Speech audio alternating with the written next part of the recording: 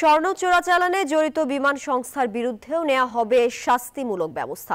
আর্থিক জরিমানার পাশাপাশি প্রয়োজনে রুট পারমিট বাতিলের মতো সিদ্ধান্ত হতে পারে বলে জানিয়েছেন জাতীয় রাজস্ব বোর্ডের চেয়ারম্যান আব্দুর রহমান খান।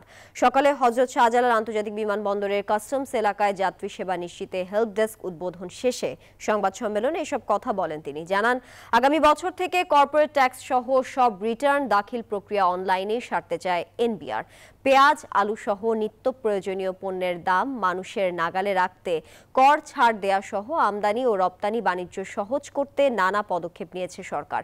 আন্তর্জাতিক বাজারে দাম বেশি থাকায় ভোজ্য তেলের দাম নিয়ন্ত্রণে কিছু বেগ পেতে হচ্ছে বলেও জানান এনবিআর প্রধান।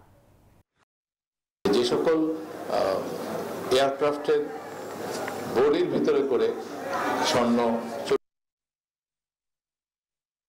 করে সেগুলোর দায় দায়িত্ব কিন্তু সংশ্লিষ্ট এয়ারক্রাফট অথরিটিকে নিতে হবে।